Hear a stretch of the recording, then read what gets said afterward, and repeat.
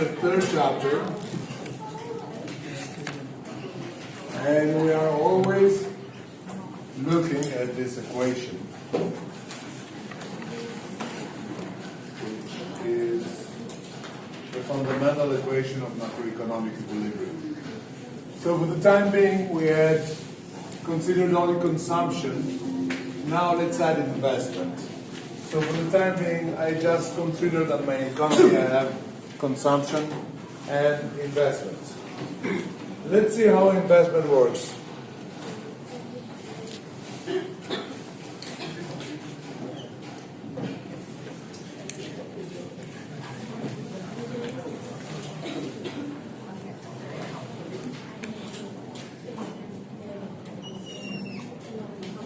So what you have here is investment, and what you have here is the interest rate. So the interest rate is given. This is the interest rate for the economy, which is decided at the national level. So the firms will compare the interest rate to the return upon investment of capital. So R is the marginal return upon investment. So this marginal return upon investment, as you can see, has a negative value. Not a negative value, is decreasing. Is decreasing the investment. There are a lot of critics about this. So this means that the more you invest, the less you win for the last unit of investment. And of course, this can be criticized if you consider that you may have scale economies. So if you have scale economies, this doesn't work.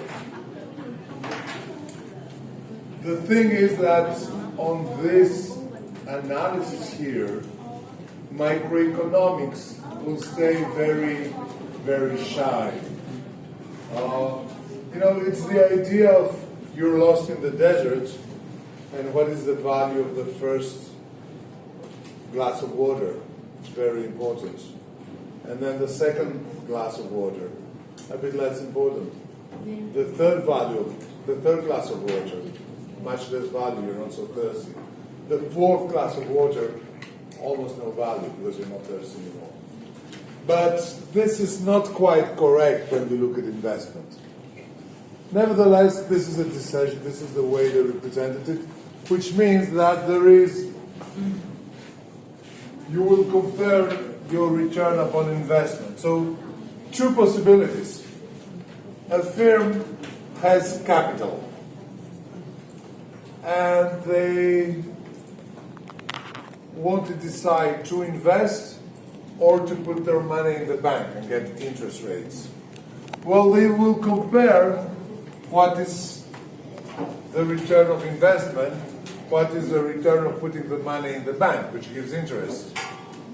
For example, here, for this amount of investment, the return is higher if you invest than if you put your money in the bank. At the opposite, at this level of capital, this is what you get in the bank, and this is what you get if you invest. So it's better to put your money in the bank. You can do exactly the same analysis if the firm must make a loan. Imagine the firm must make a loan to finance the investment. For this amount here of capital, the firm makes a loan. The firm pays that to the bank and wins that. So it's a good idea. But for this amount of capital, the firm will pay to the bank this price, and they will win this price. So it's not a good idea to make a loan.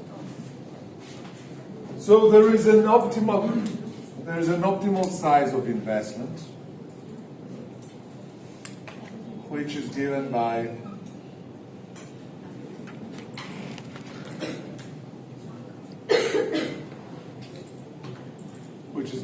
this.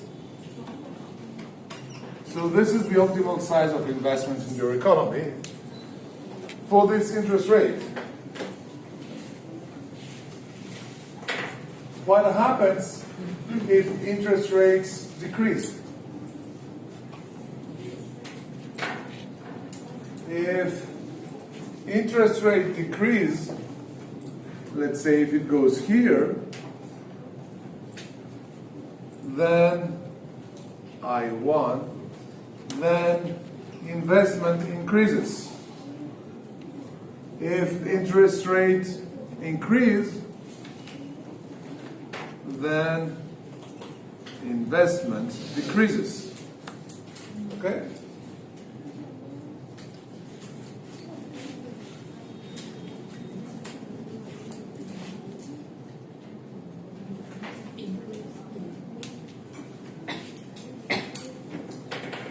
Okay.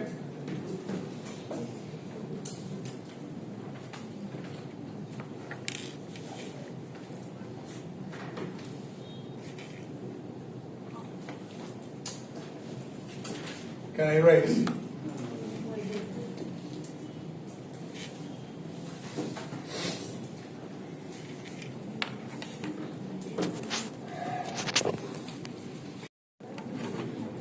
Let's go back to this.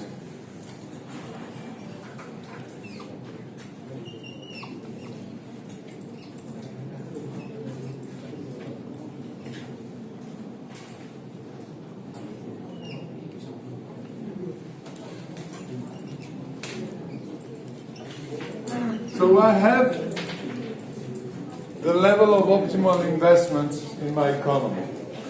Now the question is, of course, how interest rate is determined. How do you determine interest rate?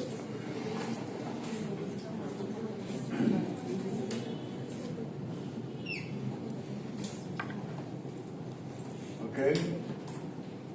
So the question is, how interest rate is determined. So what you have up here is the interest rate, and what you have here is the quantity of money, the monetary mass.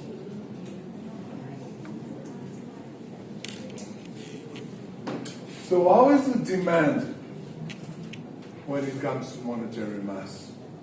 You have two types of demand. The first one, so you go out from here, we finish the course, and you are hungry. So you want to buy a coffee just there. So you need to have some cash. You go to an ATM, you put your card, you take some money just to buy a coffee. Do you look at what's the interest rate? No. If you want to buy a coffee, you don't look at what's the interest rate. So what you have done, you ask for money. There was a demand of money. You withdraw money, there's a demand of money. So you have a first type of demand, M1, which is independent from interest rate. So M1 is the demand of money, of monetary mass, for consumption.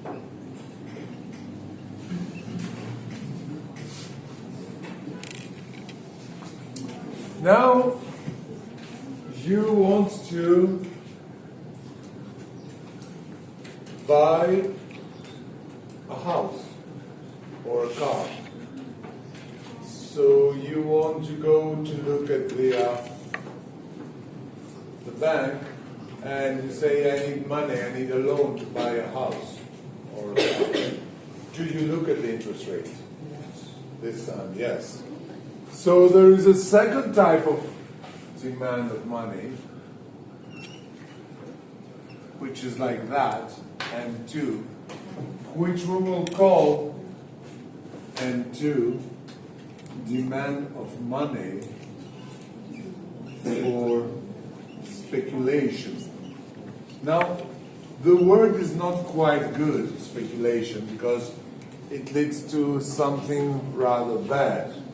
But the idea is that, okay, if I have a very high interest rate, I'm not going to get the loan. Take the example of what is happening at the housing sector. I'll give you the example of France. Before COVID, before the pandemics, the prices of the houses were very high, really very high. Why? Because interest rates were very low. I got a loan to buy an apartment in Paris. I got a loan of 0.5%. 0.5%. It's almost zero. Today, so the prices of the houses were high. Why? Because demand was high, because many people were able to make loans. Today, the interest rate went to 5%. It was multiplied by 10. The price of the houses went down.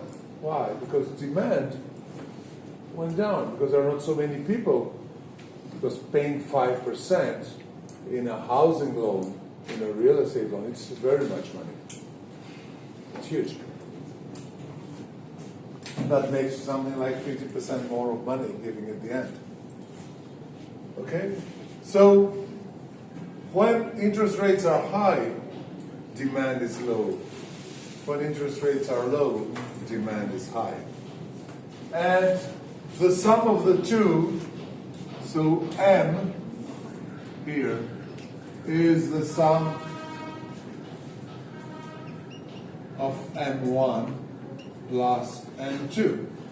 Okay?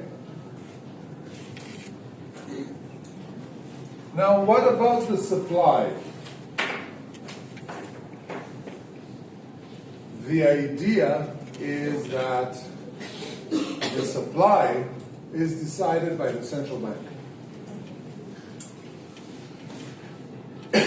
The supply of money is decided by the central bank. So, this is the supply of money, which corresponds to the existing monetary mass.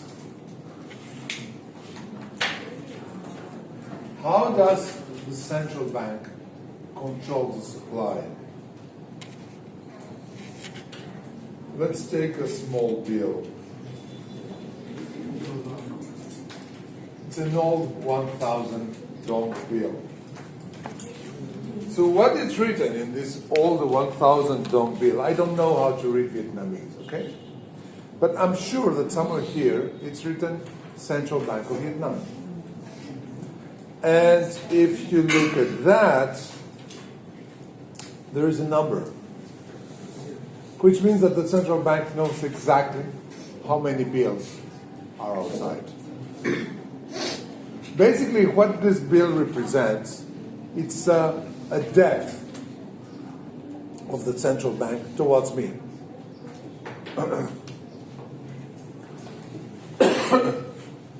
I gave dollars and I got Vietnamese dongs.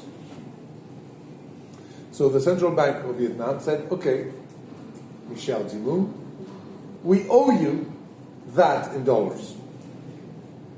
If you come back and give us this, I'll give you back dollars. Of course, they will take commission, of course, it will not be the same rate, whatever. But they're obliged to give me back dollars because they have written to me a letter saying, I owe you that in dollars. And they know exactly how much money there is.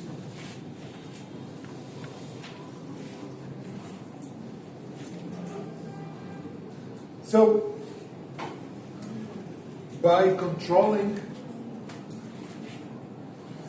by controlling the supply of money, central bank decides of the interest rate. And this is the interest rate that will define the level of employment. So the decision of the central bank is what we call the monetary policy. Okay? So very often the students believe that the central bank will decide on the interest rate. No. The central bank doesn't decide about an interest rate. The central bank decides of the level of supply of money. Of course, they know how's the demand. But the demand is private. But they know, they have an idea. So the central bank decides of the supply of money, and it's when supply meets demand that gives you the interest rate, which will define investment.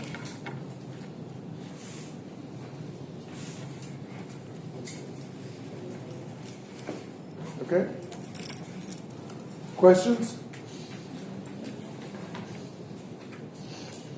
I'll do it once more, but I will add consumption. It's okay, can I erase? Take the pictures, whatever you do.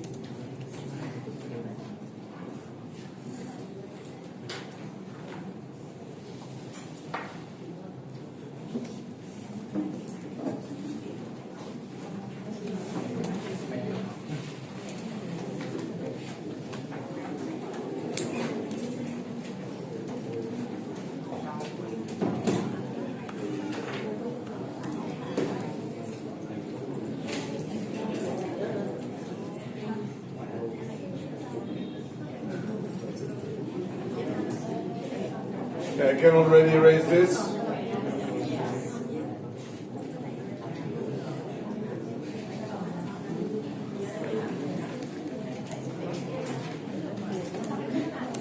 Finish the other one.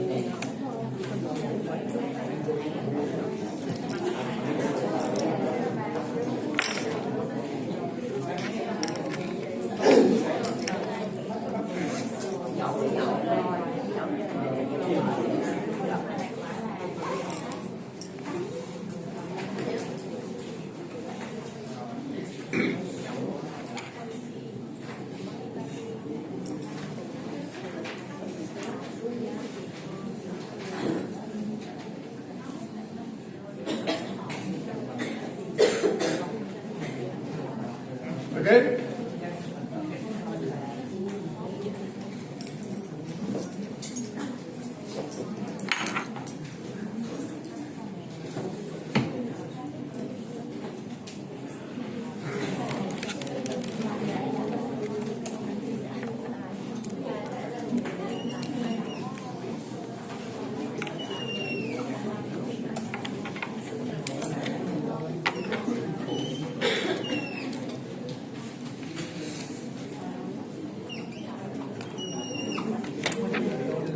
Okay, let's see the whole system, how it works.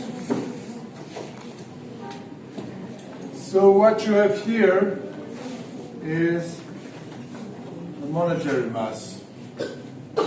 What you have here is the interest rate.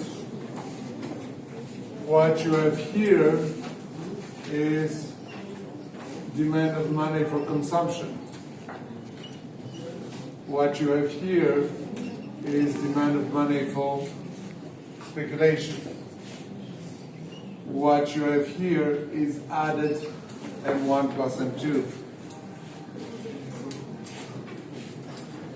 So what you have here is the supply of money. That's the monetary policy. This will define the interest rate.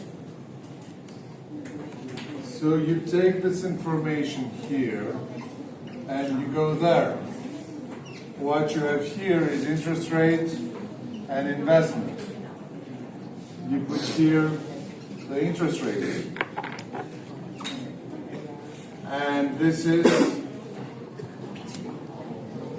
the R, the return upon investment. This will allow you to define the level of investment.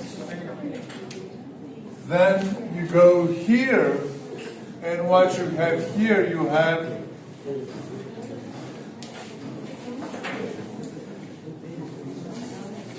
what you have here is effective demand. Now, effective demand here is, for the time being, is consumption plus investment for the time being.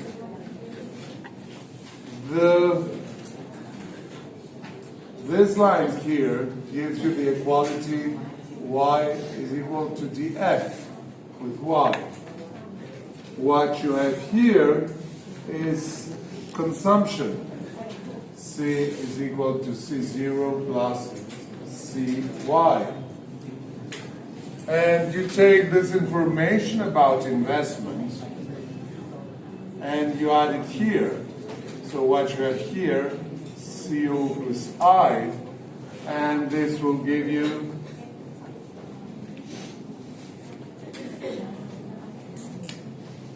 the new line of effective demand, C plus I, that is effective demand. And this will give you the level of Y of your economy. And that's how equilibrium works. Okay? So what you have here is what we have done since this morning.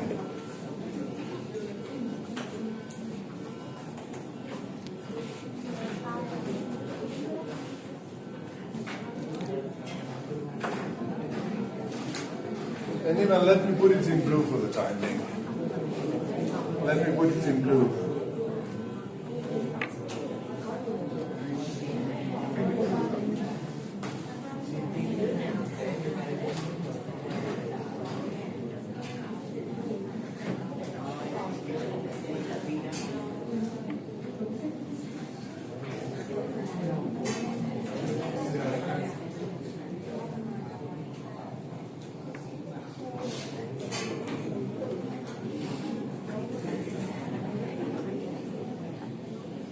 You'll see why.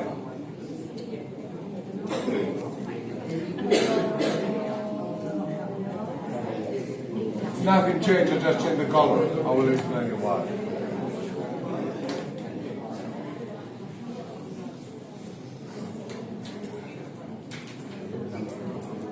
Okay?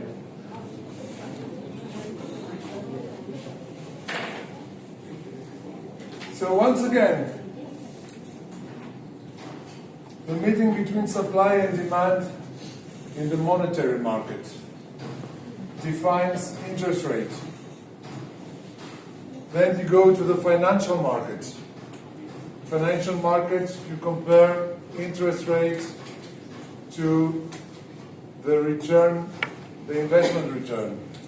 This will lead you to decide the level of investment. Then you come to the final goods market. And what you have here is GDP, what you have here is effective demand. And you look what is the level of GDP of equilibrium in your economy. It's exactly what we've done in the first chapter with the cycles, but it's represented differently. I consider that everyone who wants to become a manager or get a higher position must be able to understand this. Okay?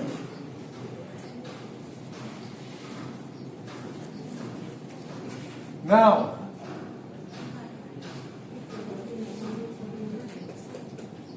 are there any questions? This is something you didn't understand. Everything is clear? No? Okay. Tell me what is not clear. Okay. Is this clear or not? Let's see what is not clear. Is this clear or not? Tell me here. It's not clear. Okay. This is the monetary market. It's the market where you will define the cost of money. What is the price of the money? What is the price of the money? The interest rate. The interest rate is the price of the money. If you want to make a loan in the bank, you have to pay something. They will give you money. Of course, you must return the money, but you must pay something. What do you pay? Interest. So interest rate is the price of the money. What you have here is interest rates. And what you have here is the quantity of money. So I is interest rate, and MM is the quantity of money. M is the demand for money. So M is a demand. This demand, so M is the demand for money. And M is equal to M1 plus M2. M1 is the demand of money for consumption. I go to the store.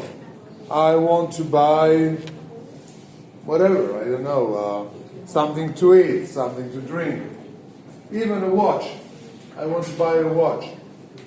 Will I look at the interest rates? No. I just buy my watch. I pay with my credit card. So this is M1. This is the demand of money for consumption. When I use my credit card, it's like I make a demand for money. M2 is a demand of money when I want to buy something big. If I want to buy a house, if I want to buy a car. Okay? So this is the sum of them make the demand for money. This demand for money will meet the supply. The supply of money is decided by the central bank. And we make the assumption that this supply does not depend upon interest rate. It depends upon what? Upon the decision of the central bank. So this is the supply, this is the demand, this is the price of money, that's the interest rate. So I take this information and I come now to the financial markets. This one here, this here was the monetary market. Monetary market. Now I come here to the financial market.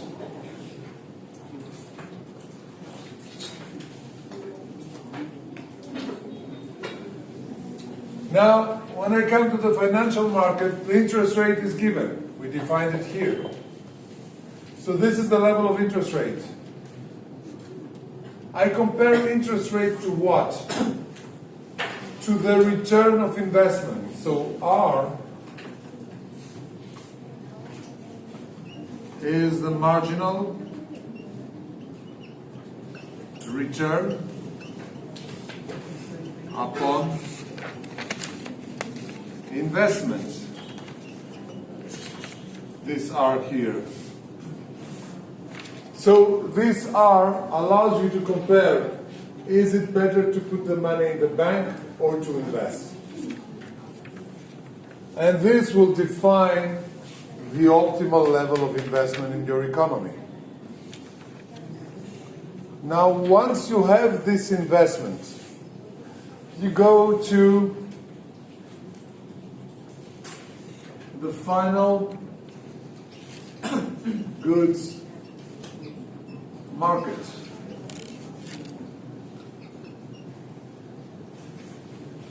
So what you have here, you have GDP, production, sort of way. And what you have here is demand. You had already the consumption. We saw it before the break of 12. This is the consumption, C0, and C is equal to C0 plus CY. And I add investment.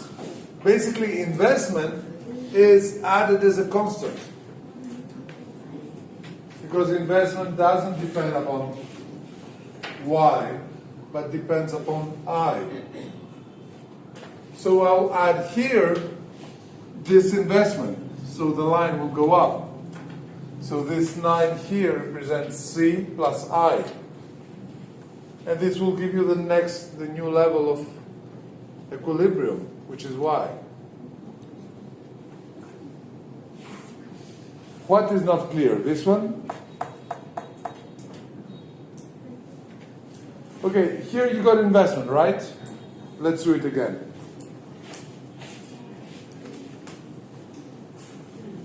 Let's do it again. I'll do it again.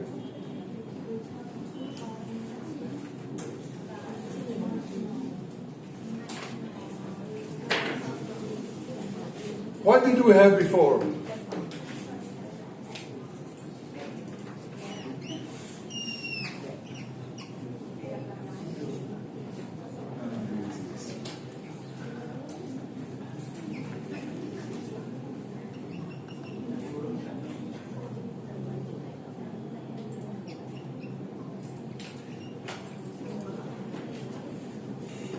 That gives you all the possible equilibrium situations, okay? Do you remember that? And let's put here consumption, C0. And this is consumption. Do you agree? This is what we've done just before. Okay. Now I need to add investment to this.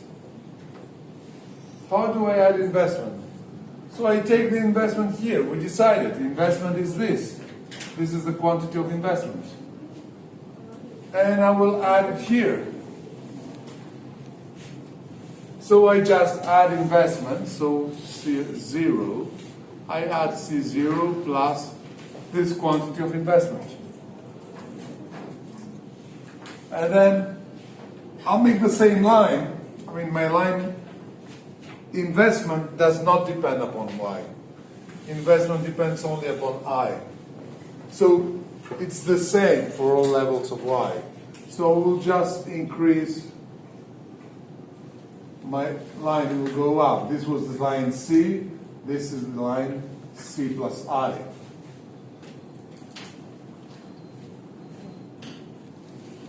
And this will give me the new level of equilibrium, which is this.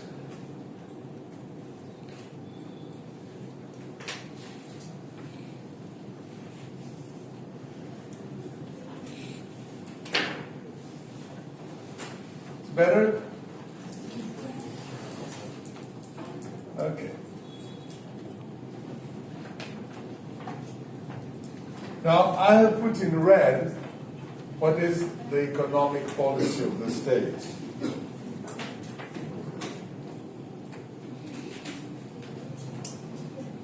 So what we have here is what Y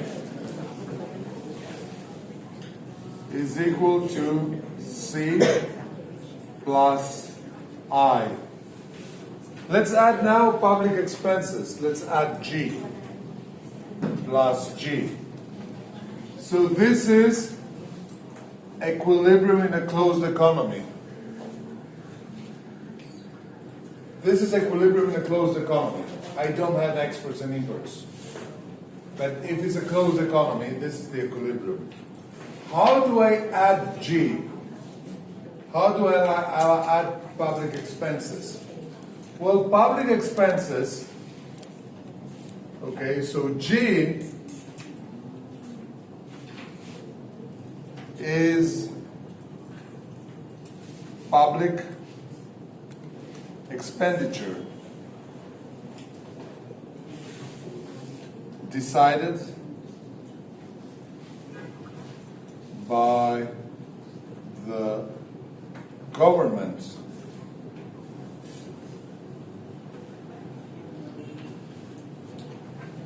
What did we see previously? We saw that G is the consumption of the state, right?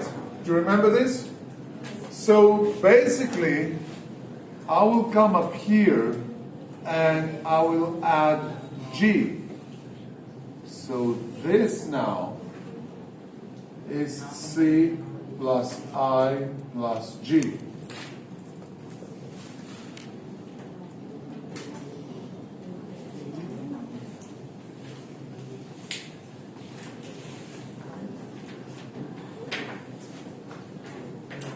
Okay, what is happening here?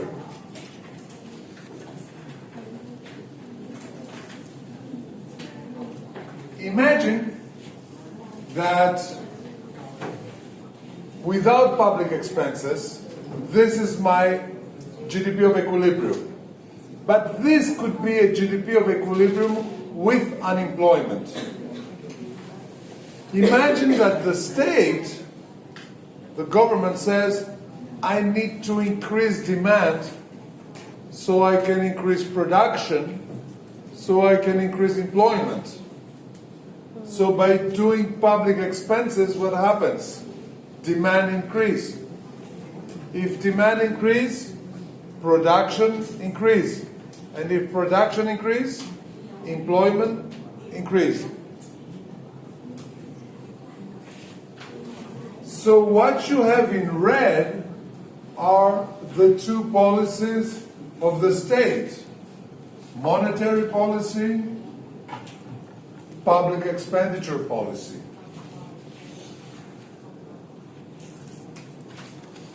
Public expenditure policy.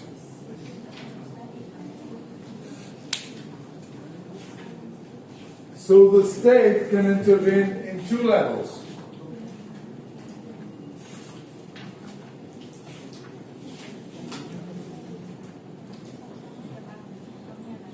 If the state considers that the good level of production is this one here, Y2. Imagine that the state wants us to arrive there.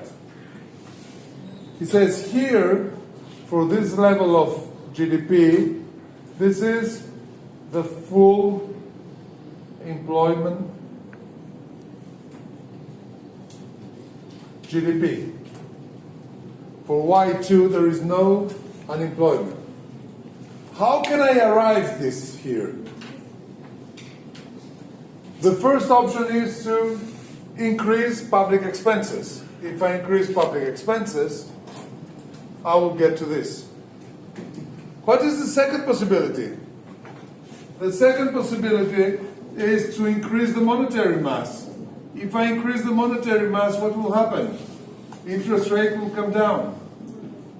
If interest rate comes down, investment will increase.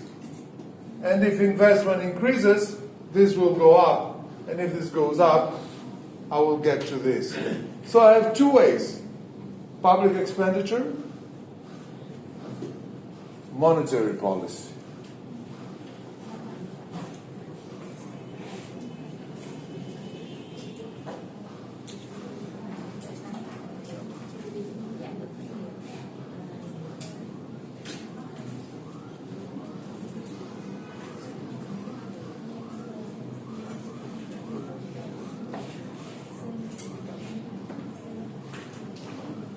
Guys, don't hesitate asking all the questions that you want.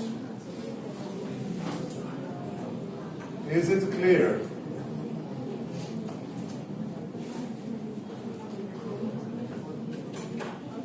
Do you want me to have someone explaining in Vietnamese? A student that understood that, for those who didn't understand? These are important issues. These explain all the macroeconomic equilibrium.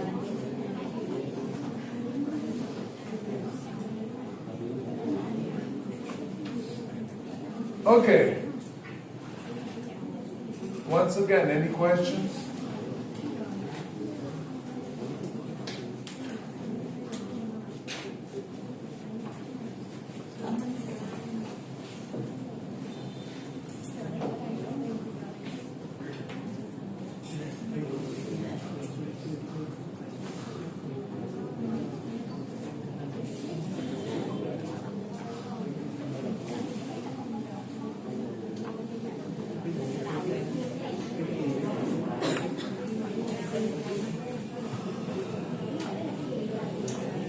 Okay.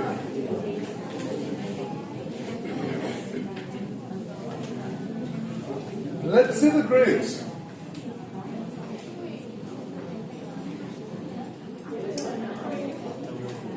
The first critic has to do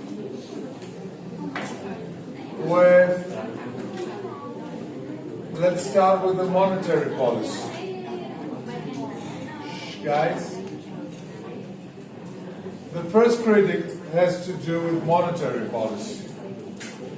So, what happens if I increase, let me do it, do I do that first? No, wait, I'm not going to do that first. I'll do it later. I'll start with just public expenditure. So, the problem I may have here, let's start with public expenditure. Is that public expenditure to get to W2 might be too important. So, can I erase this for the time being?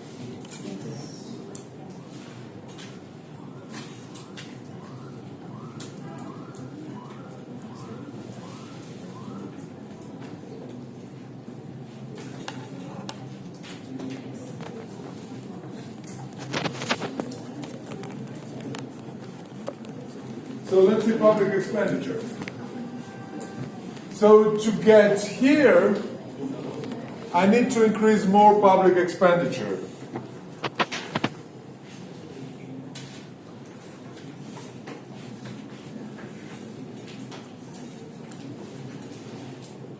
I want to get this one, W2, right? To get here, I need to increase even more public expenditure. So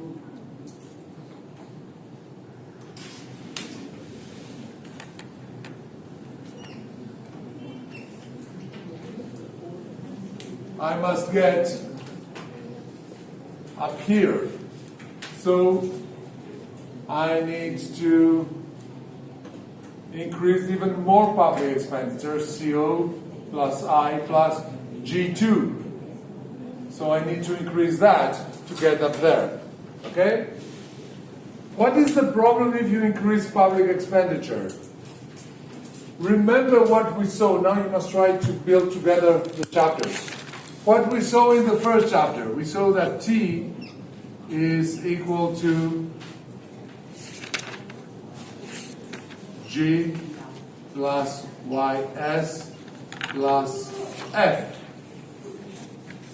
So if you increase G, and I think we had, even here we had refinance, bonds. We had the bonds here.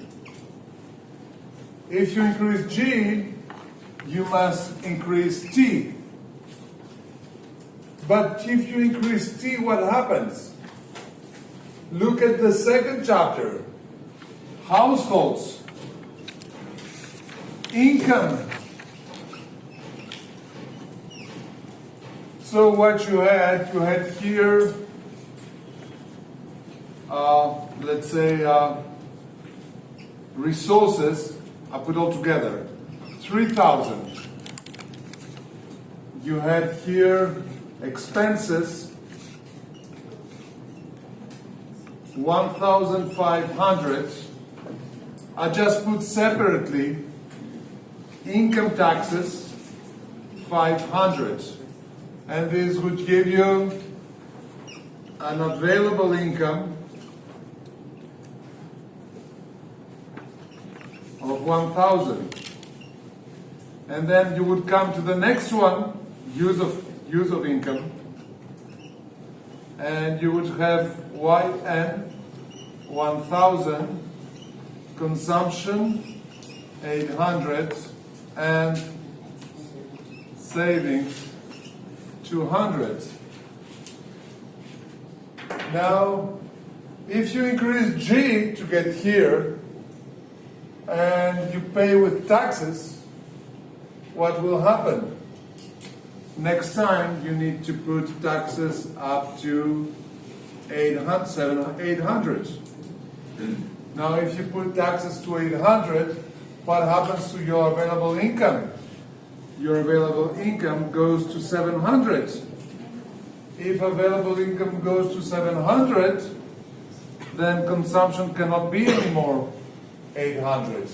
Consumption will go to 500, which means that you go up there, but you come down again, because consumption goes down.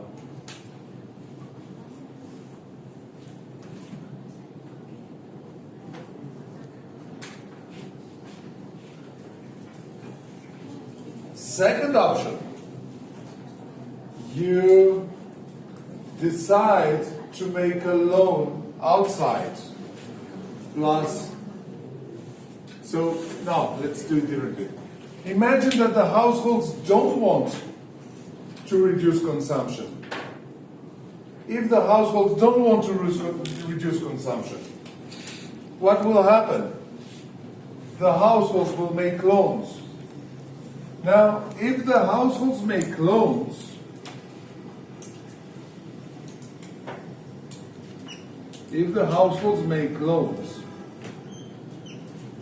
let's put again resources 3,000. Let's put expenses.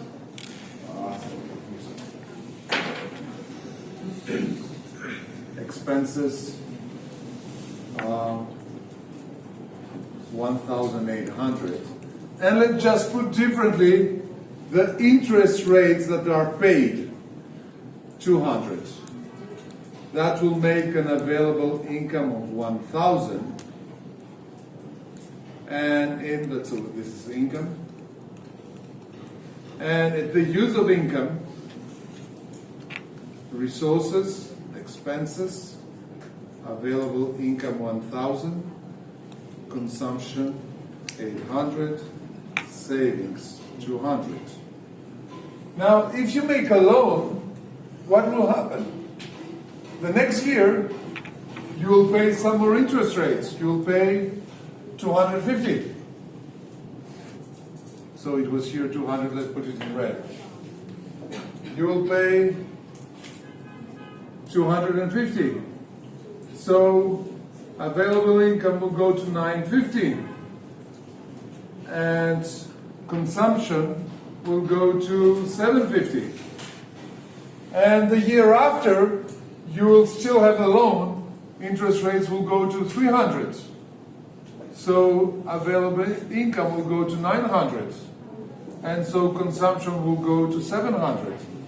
So if you make a loan, well, after some years, the interest rate you pay increased too much.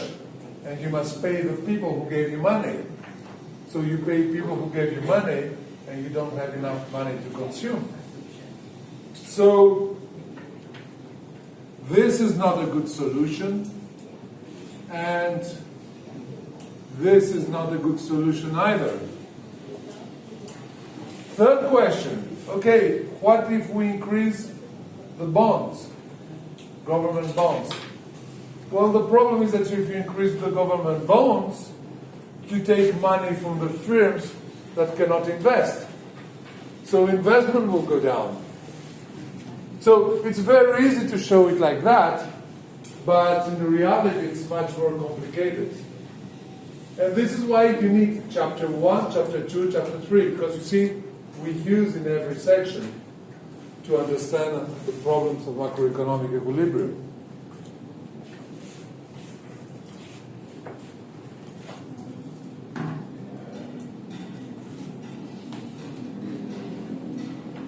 Are there any questions?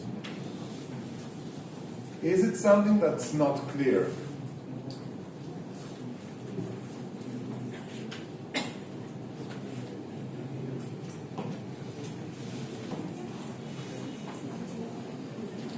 Is it something that seems to you not very clear?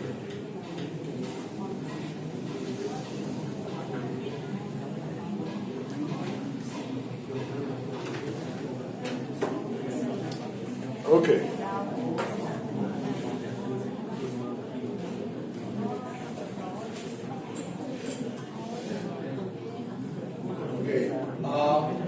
What we're going to do, we are going to see that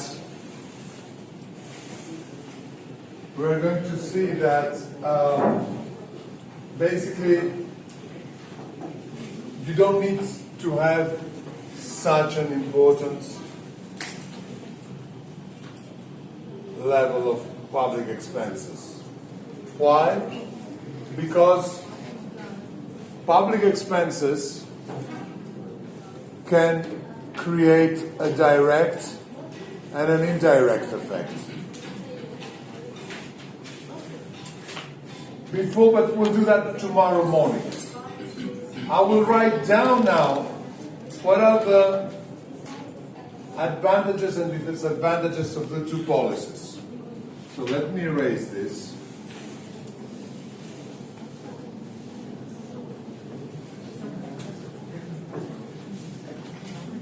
So what we have seen that we have two possible policies. The monetary policy and the public expenditure policy.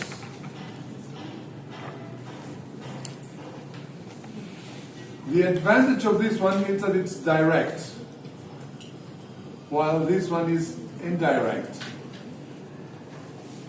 It goes through financial market. So Keynesian economists consider that this policy is better than this one.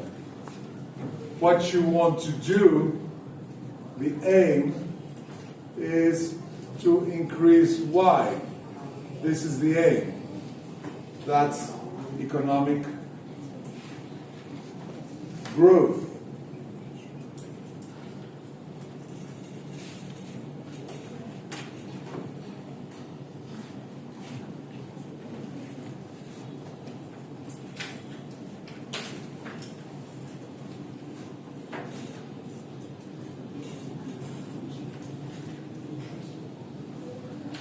What are the risks?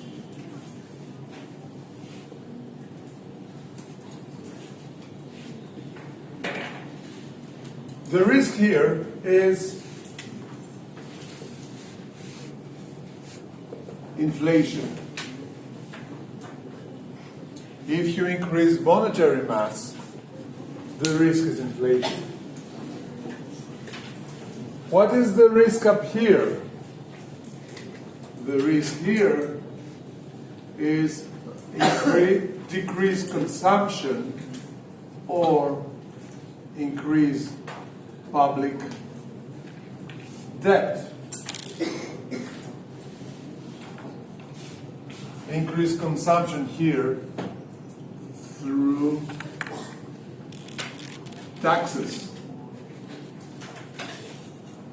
or increased public debt. So both situations have advantages and disadvantages, and of course both situations have some risks. So what we're going to see tomorrow is that we can perform both policies, but also using indirect effects. But we'll do tomorrow an exercise on this, okay? What I'll do for today, I will stop here, because I don't want to start the exercise, we're not able to finish it. So I don't want to start it today and do it the rest tomorrow. Okay, so we'll start a bit earlier. Can someone tell me, please, tomorrow what room once again? Tomorrow what room, please, guys? 501. 501, okay. Okay, guys, so see you tomorrow.